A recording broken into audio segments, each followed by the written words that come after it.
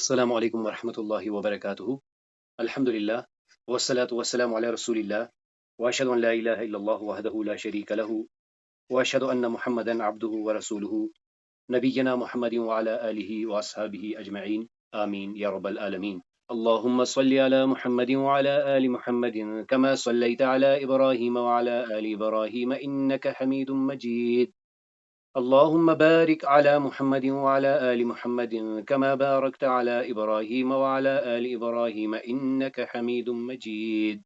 تو آج اللہ تعالیٰ کی توفیق سے ہم جانیں گے یہ اسم ظرف کیا ہوتا ہے۔ کل ہم نے پڑھا تھا ظرف زمان اور ظرف مکان۔ آج ہم دیکھیں گے اسم ظرف اور ظرف زمان ظرف مکان میں کیا فرق ہے۔ اسے ہم ایڈوربیل ناؤن بھی کہہ سکتے ہیں۔ تو آئیے آگے جانے سے پہلے اپنے پچھلے درس کے مفردات کا اعادہ کرتے ہیں۔ الحطب، الخبز، السبيل۔ جزاک اللہ۔ صباح الظلام متجر۔ جزاک اللہ۔ تو آئیے اس قصے کو ایک بار پھر سے سنتے ہیں۔ فی قریۃ بعیدۃ کان هناک فتى صغیر یسمى احمد كان يخرج كل صباح مبكرا في البرد ليجمع الحطب لأسرته الفقيرة كان يمشي في الظلام ويتحمل التعب بالصبر وقلبه مملوء بالعمل وفي يوم من الأيام رآه جار غني وسأله لماذا تخرج في الصباح الباكر وتترك النوم؟ فابتسم أحمد وقال لأن أمي تنتظرني في البيت وإخوتي يحتاجون إلى الخبز إذا لم أعمل في هذا الوقت فمتى سأعمل؟ سأسر الرجل بكلمته فعانه بعمل في متجره ومع الأيام كبر أحمد وأصبح رجلا ناجحا لا ينسى درسا تعلمه أن العمل في الوقت المناسب وفي المكان الصحيح هو سبيل النجاح والعزة۔ اليوم سنتعلم، آج ہم کیا جانیں گے؟ اسم ظرف۔ یہ اسم ظرف کیا ہوتا ہے؟ تکوین اسم ظرف، یہ اسم ظرف بنایا کیسے جاتا ہے؟ آیات من قرآن الکریم، قرآن کریم میں سے کچھ آیات دیکھیں گے اور ایک کہانی، ایک قصہ جانیں گے جس کا عنوان جو ہے فی کل صباح و مساء عبرہ، ہر صبح اور شام ایک نصیحت ہے، یا ہر صبح اور شام میں ایک نصیحت ہے۔ تو اللہ تعالیٰ کی توفیق سے کل ہم نے جانا ظرف۔ ظرف کیا ہوتا ہے؟ اس کا اور ایک نام ہم نے مفعول فی ہی کہا تھا۔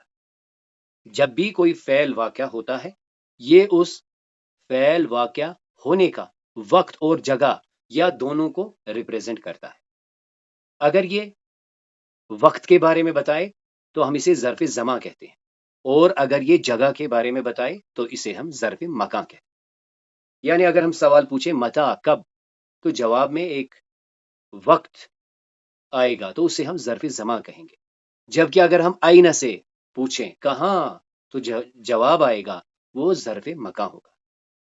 تو آئیے دیکھتے ہیں اسم ظرف کیا ہوتا ہے۔ تو اسم ظرف سب سے پہلے تو آپ نے جان لیا کہ یہ بھی اسم ہی ہوتا ہے، اسے ہم ایڈوربیل ناؤن کہتے ہیں جو مصدر سے نکلتا ہے۔ تو ایسا مشتق، ایسا ڈیرائیوڈ ناؤن جو کیا کرے، جو کسی کام کے کرنے یا ہونے کا وقت یعنی زمانہ یا اس کی جگہ کا مفہوم رکھتا ہو۔ تو یہاں پر ایک خاص بات ہم نے دیکھی، کل ہم نے ظرف دیکھا، مکان بھی اور زمان بھی۔ آج ہم پڑھ رہے ہیں اسم ظرف۔ اسم ظرف سب سے پہلے تو نوٹ کر لیجئے، یہ ایک ڈیرائیوڈ اسم ہے، یہ ڈیرائیو ہو کر یعنی مصدر سے بن کر آتا ہے۔ اس میں کام کا مفہوم بھی ہوتا ہے، یہ ہمیں بتاتا ہے کہ کام کہاں پر ہوا ہے یا کب ہوا ہے، لیکن اس کے ساتھ ساتھ یہ ہمیں کیا بھی بتاتا ہے، یعنی اس کو ادا کرنے کے بعد ہمیں یہ بھی پتا چلتا ہے کہ کام کس نوعیت کا ہے، کام کون سا ہو رہا ہے۔ تو اگر یہ ہمیں وقت یا زمانے کے بارے میں بتائے تو اسے ہم ویسے ہی کیا کہیں گے، یہ ظرف زمان ہے، اور اگر یہ ہمیں جگہ کے بارے میں بتائے تو اسے ہم ظرف مکان کہیں گے۔ تو آئیے ہم ظرف اور اسم ظرف کو پھر سے تھوڑا سا کمپیئر کر کے دیکھتے ہیں۔ تو ظرف کیا ہے؟ ظرف صرف آپ کو جگہ یا وقت بتاتا ہے۔ مثال کے طور پر بیت ہو گیا، تو بیت کا مطلب ہے گھر، اس نے ہمیں کام کے بارے میں نہیں بتایا کہ گھر میں کون سا کام ہو رہا ہے، تو یعنی یہ لوکیشن ہے، یہ ظرف مکان ہے۔ اور ہم نے اس میں کیا بات دیکھی کہ یہ ہمیشہ منصوب اسم ہوتا ہے، یعنی جو ظرف ہوتا ہے چاہے ظرف زمان ہو یا ظرف مکان ہو، یہ منصوب اسم ہوتا ہے۔ وہیں آپ دیکھ لیجئے یہ جو اسم ظرف ہوتا ہے یہ کام کرنے کا مفہوم بھی دیتا ہے، یعنی یہ آپ کو لوکیشن بتائے گا، ٹائم بتائے گا، دونوں بتائے گا، لیکن اس کے ساتھ ساتھ جب آپ اسے سنیں گے تو آپ کو یہ بھی پتا چلے گا کہ کام کون سا ہو رہا ہے۔ مثال کے طور پر مسجد، مسجد سجدہ کرنے کی جگہ یا سجدہ کرنے کا وقت، یعنی عبادت کا مفہوم، سجدہ کرنے کا مفہوم اس میں ہے۔ جو ہی ہم مسجد کا نام سنتے ہیں تو کام کی نوعیت بھی ہمیں سمجھ میں آتی ہے، یعنی مسجد کوئی کھیل کی جگہ نہیں ہے۔ اسی طرح اور ایک دیکھ لیجئے مطلع، مطلع کیا ہے؟ طلوع ہونے کا جگہ یا طلوع ہونے کا وقت۔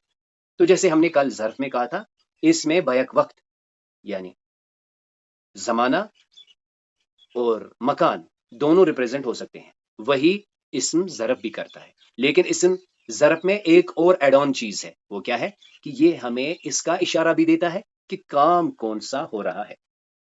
مزید دوسری جو پوائنٹ آف ڈفرنس ہے کہ یہ اسم ظرف جو ہے یہ تینوں حالات میں ہو سکتا ہے، یہ مرفوع بھی ہو سکتا ہے، منصوب بھی ہو سکتا ہے، مجرور بھی ہو سکتا ہے۔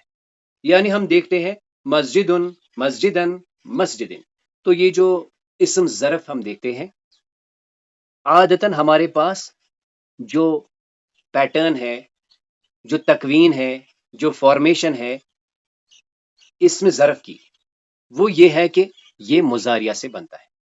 تو مضارعہ جیسے ہم نے پڑھا ہے عین کلمہ یا تو زبر سے ہوگا یا زیر سے ہوگا یا پیش سے ہوگا، یعنی یا تو ہم کہیں گے یفعلو یا کہیں گے یفعلو یا کہیں گے یفعلو۔ تو اس سے ہم کیسے بناتے ہیں اسم ظرف؟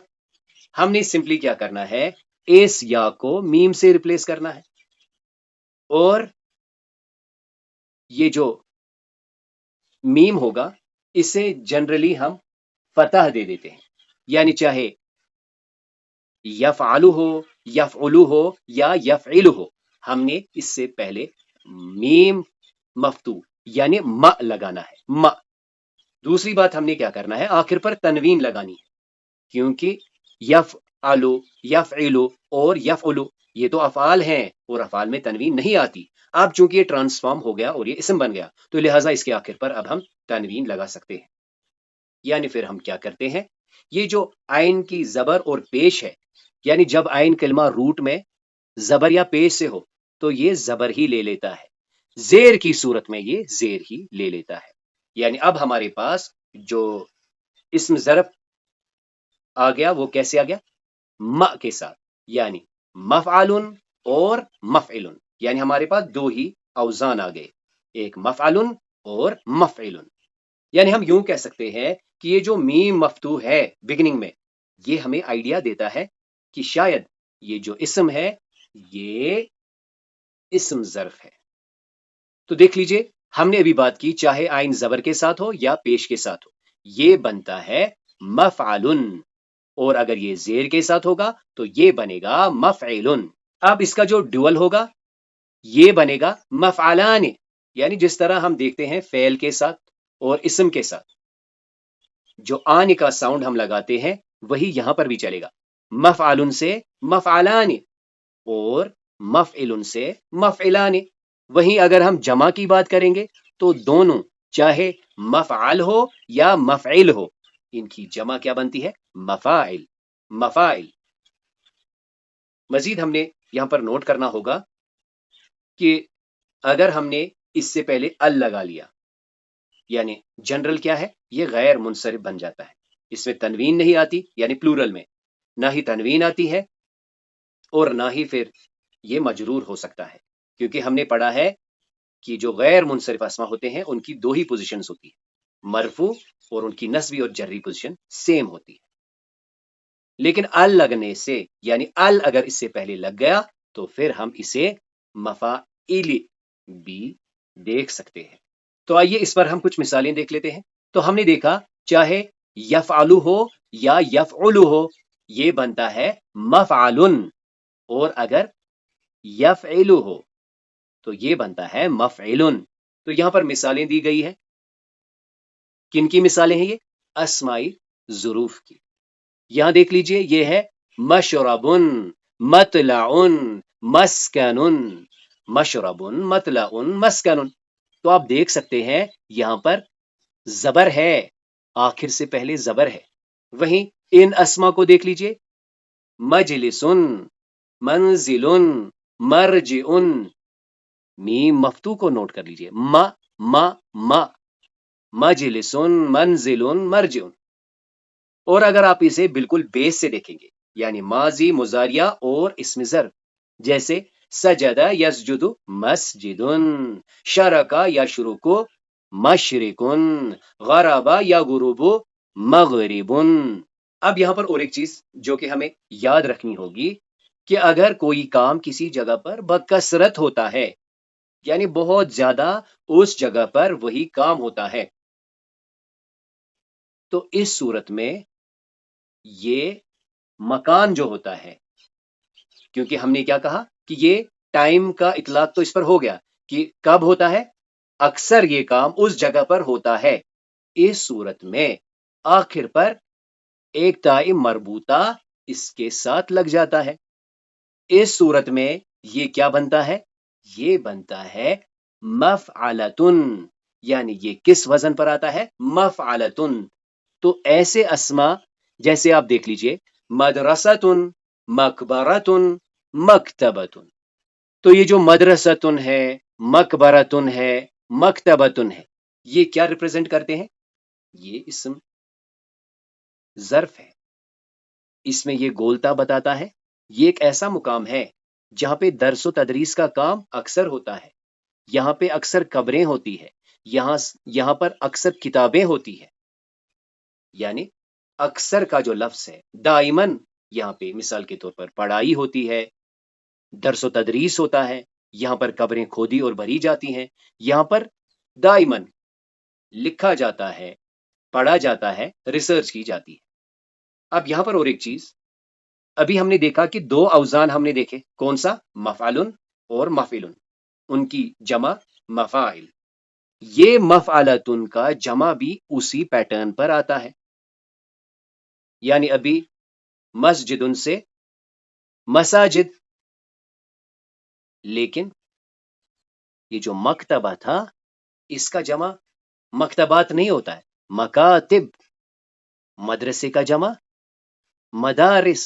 اسی طرح مقبرے کا جمع مقابر. حتی زرتم المقابر.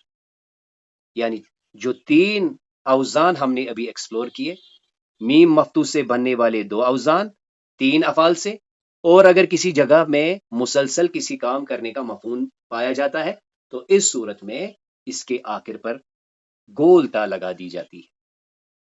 اس سے ہم اس اسم کو کسی خاص کام کے لیے بکثرت استعمال ہونے کا ایٹریبیوٹ دے دیتے ہیں. وہیں آپ نوٹ کر لیجئے کچھ ایسے اسم ظرف ہوتے ہیں جو مفعال کے وزن پر آتے ہیں.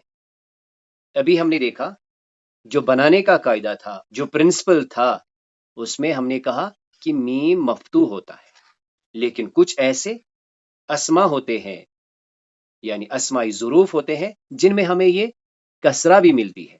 جیسے روٹ ورڈز دیے گئے ہیں، واو قاف تا سے میقات، اسی طرح واو عین دال سے میعاد، اسی طرح واو زا اور نون سے میزان، ہا را با سے محراب.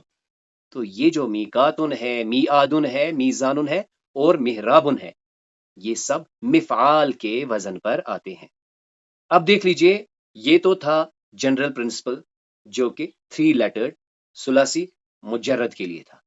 تو جو ثلاثی مزید فی ہے، یعنی جسے ہم نے دیکھا کہ 3+، جس میں بیسیکلی تو 3 ہی ہوتے ہیں لیکن مزید اضافہ بھی ہوتا ہے، تو اس کے لیے کوئی قاعدہ نہیں، اس کے لیے کوئی رول نہیں کہ ہم نے یوں کرنا ہے، ایسے کرنا ہے.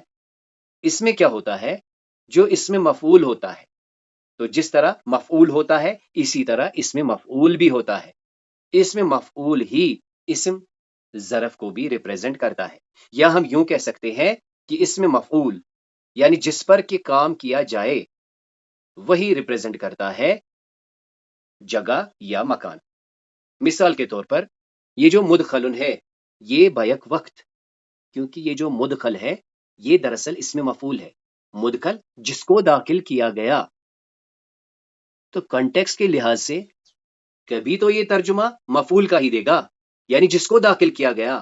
لیکن اب ہم نے یہ جانا کہ یہی اسم مفعول کنٹیکسٹ کے لحاظ سے اسم ظرف کا کام بھی دے گا، یعنی اس کا ترجمہ پھر یوں بھی ہو سکتا ہے داخل کرنے کی جگہ یا داخل کرنے کا وقت. اسی طرح اور ایک مثال دیکھ لیجئے، مخرجن. مخرجن یعنی جس کو نکالا گیا، یعنی مفعول جس کو نکالا گیا. وہیں اس کا اب نیا ترجمہ یا نیا تھیم یا انکلوڈنگ ایسپیکٹ کیا ہے؟ یہ جگہ یا وقت کو بھی ریپریزنٹ کرے گا، یعنی اب اس کا ترجمہ نکالنے کی جگہ یا نکالنے کا وقت بھی ہوگا. تو ہم نے دیکھا کہ جو ثلاثی مزید فی ہے اس میں کوئی خاص رول نہیں ہے. اس میں جو اسم مفعول ہوتا ہے وہی اسم ظرف کا کام بھی دیتا ہے. اور اسے آپ فی الحال یہاں پر دیکھ سکتے ہیں. جو ابھی ہمیں اپیرنٹلی مل رہا ہے وہ یہ کہ یہ مین کی پیج سے ہمیں مل جاتا ہے. مدخلن. مدخلن. اب آئیے قرآن کریم کی کچھ آیات سے ان کو سمجھنے کی کوشش کرتے ہیں. تو دو مقامات پر ہے، سورۃ البقرہ کی آیت 60 اور سورۃ الاعراف کی آیت 160 میں کیا ہے؟ قد علم كل اناس مشربهم. قد علم بے شک، یقیناً در حقیقت، علم جان گیا، کل اناسن ہر گروہ، مشربہم اپنے پینے کی جگہ یا اپنے اپنے گھاٹ کو. تو یہ موسیٰ علیہ السلام کا وہ قصہ ہے کہ جب انہوں نے لاٹھی ماری تو اللہ تعالیٰ فرماتے ہیں قد علم کل اناس مشربہم، کہ ہر گروہ نے یقیناً پہچان لیا اپنا اپنا گھاٹ.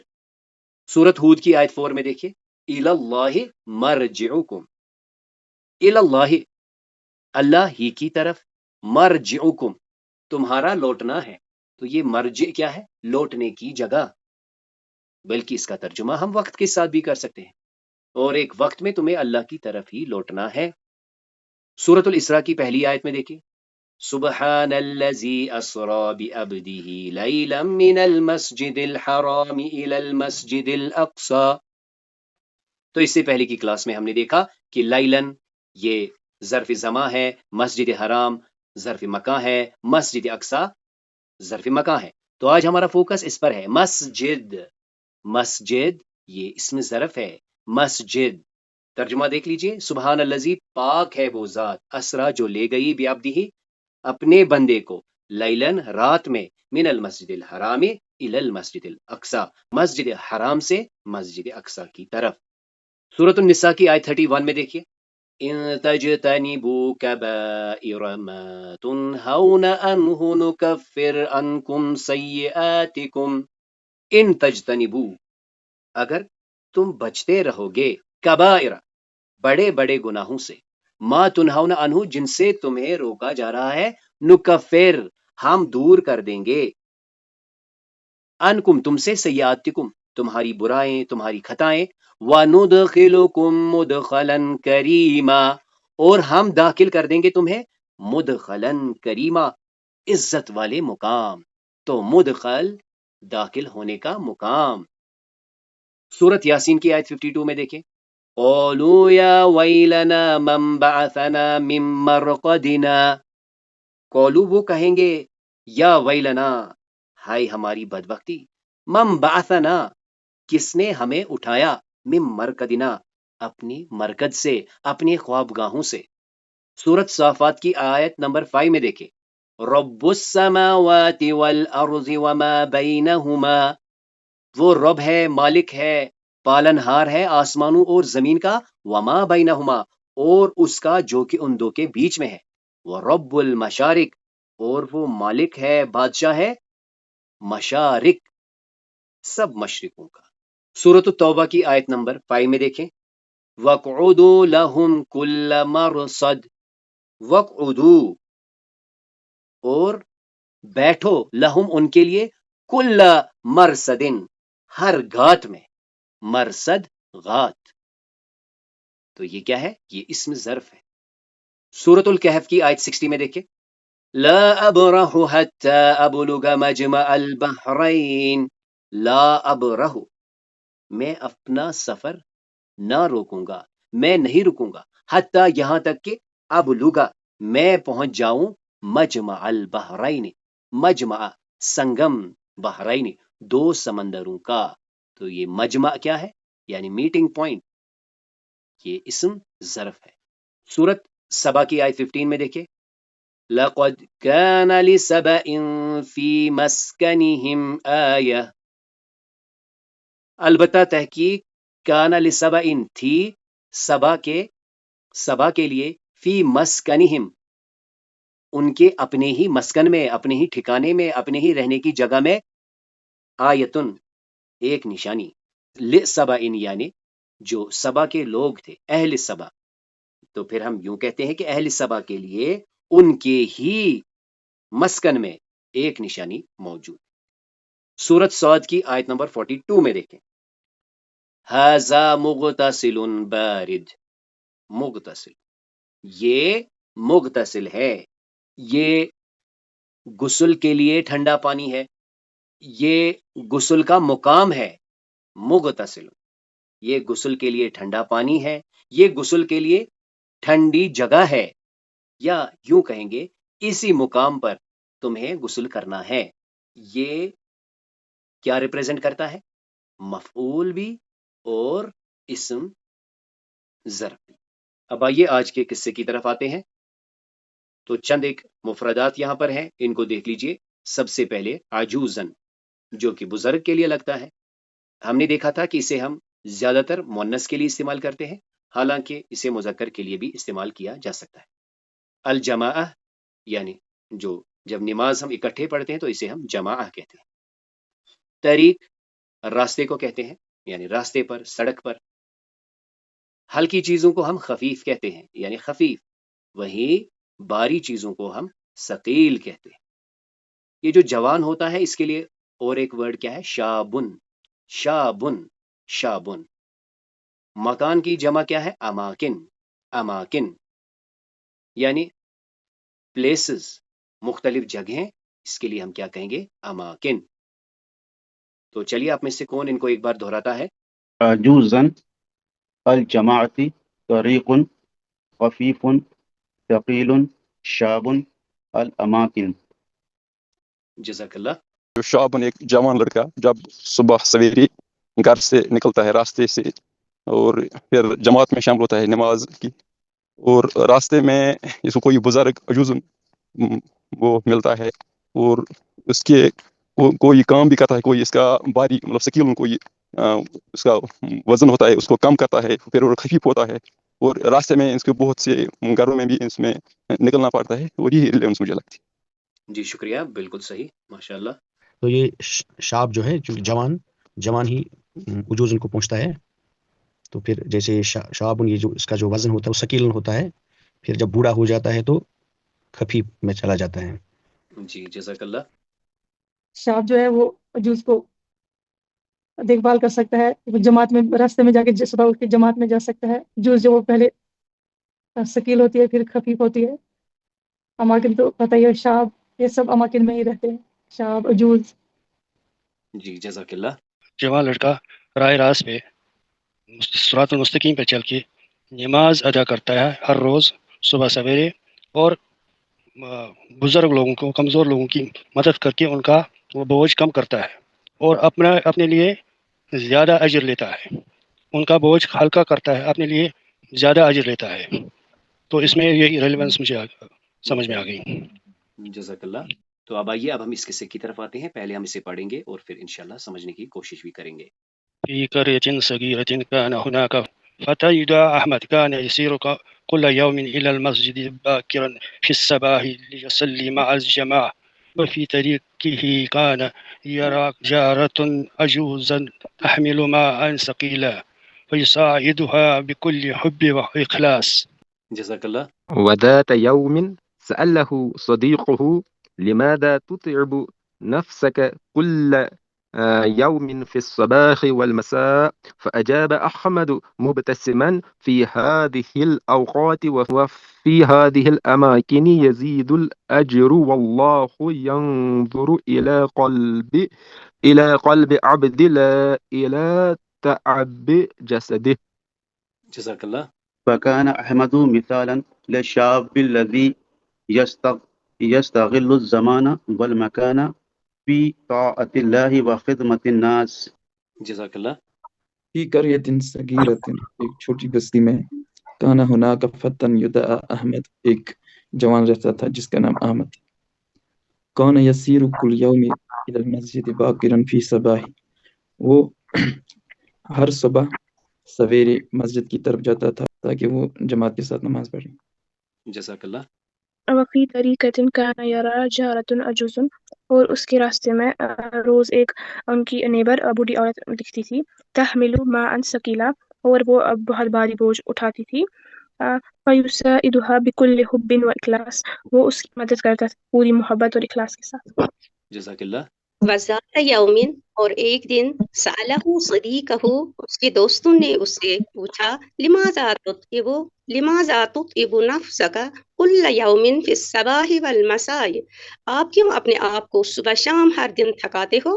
فاجاب احمد مبتسما، احمد نے مسکراتے ہوئے چہرے سے جواب دیا، فی ہذہ الاوقات وفی ہذہ الاماکن، یہ وقت اور یہ مقام، یہ اوقات اور یہ مقام، یزید الاجر، اجر کو بڑھاتے ہیں، واللہ ینظر الی قلب العبد، اللہ تعالیٰ انسان کے دل کو دیکھتا ہے، لا الی تعب جسدہ، نہ کہ اس کی تھکے ہوئے جسم کو۔ جزاک اللہ. فكان أحمد مثالا للشاب الذي يستغل الزمان والمكان في طاعة الله وخدمة الناس. تو احمد مثال بن گیا ان جوانوں کے لیے جو اپنا وقت اور اپنی جگہ گزارتے ہیں فی طاعت اللہ وخدمت الناس، اللہ کی اطاعت میں اور لوگوں کی خدمت میں۔ جزاک اللہ.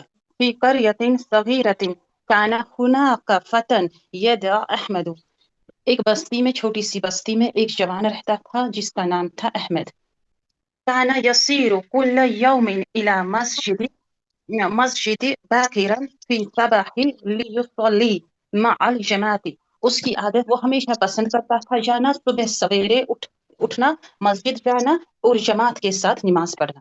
جزاک اللہ. وفی طریق کان یرا جارن عجوزن تحمل ماء ثقیلا، اور اس راستے میں اس کی نظر ایک بوڑھی عورت پر پڑتی ہے جو باری پانی اٹھاتی تھی، فیساعدها بکل حب و اخلاص، وہ اس کی مدد خلوص اور محبت کے ساتھ کرتا تھا۔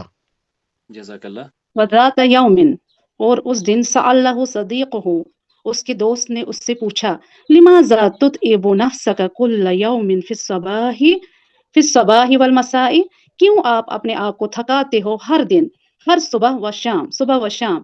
فاجاب احمد مبتسما، تو جواب دیتا ہے احمد مسکراتے ہوئے، فی ہذہ الاوقات وفی ہذہ الاماکن، ان اوقات اور ان جگہوں پہ، یزید الاجر، اجر بڑھتا ہے، واللہ ینظر الی قلب العبد، واللہ، اور اللہ دیکھتا ہے بندے کے دل کی طرف، لا الی تعب جسدہ، نہ کہ اس کے تھکے ہوئے جسم کی طرف۔ جزاک اللہ. فکان احمد مثالا للشاب الذی، بس احمد بن گیا مثال اس جوان کے لیے، یستغل الزمان والمکان فی طاعت اللہ و خدمت الناس، جو اپنا زمان اور مکان اللہ سبحانہ و تعالیٰ کی اطاعت میں اور خدمت خلق میں صرف کرتا ہے۔ جزاک اللہ. تو اس طرح آج اللہ تعالیٰ کی توفیق سے ہم نے اسم ظرف کے بارے میں جانا. ہم نے دراصل اس اسم ظرف کو ظرف کے ساتھ کمپیئر کیا ہے، یعنی ظرف بھی ہمیں بتاتا ہے ٹائم اور سپیس کے بارے میں، لیکن اسم ظرف میں کام کا مفہوم بھی پایا جاتا ہے کہ کام کون سا ہو رہا ہے۔ اس کی تکوین میں ہم نے دیکھا کہ ایک میم مفتوح لگایا جاتا ہے مضاریہ کے یا کو ریپلیس کر کے، یعنی علامت مضاریہ کو ریپلیس کر کے آخر پر تنوین لگائی جاتی ہے۔ پھر اس کے دو اوزان ہم نے دیکھے، مزید ہم نے دیکھا کہ کہیں پر اسے ہم زیر بھی دیکھتے ہیں، اور ایک ہم نے یہ بھی دیکھا کہ جو ثلاثی مزید فی ہے وہاں پر کوئی قاعدہ نہیں ہے، وہاں پر جو مفعول ہوتا ہے وہی اسم ظرف کا کام بھی کرتا ہے۔ اس پر ہم نے کچھ قرآن کریم کی آیت بھی دیکھی، آخر پر ہم نے ایک قصہ دیکھا تو جس کا عنوان یہ تھا کہ صبح ہو یا شام ہو ہمارے لیے ایک عبرت ہے، ایک اپارچونٹی ہے نیک کام کرنے کی. یعنی ہمیں بھی اللہ تعالیٰ سے توفیق مانگنی چاہیے کہ ہم جہاں بھی ہو، جس وقت بھی ہو، ہم اپنے زمان و مکان کو صحیح استعمال کریں. اللہ تعالیٰ سے دعا کرنی چاہیے کہ اللہ تعالیٰ ہمیں ہمارے وقت اور ہماری جگہوں، ہمارے مکان کی حفاظت فرمائے. تو اس کلاس میں جو بھی خیر تھا، جو بھی خوبی تھی، وہ اللہ کے کرم سے تھی. اس میں جو بھی کمی کوتاہیاں تھی وہ میری اور شیطان کی طرف سے تھی. سبحانک اللہم و بحمدک، نشہد ان لا الہ الا انت، نستغفرک و نتوب الیک.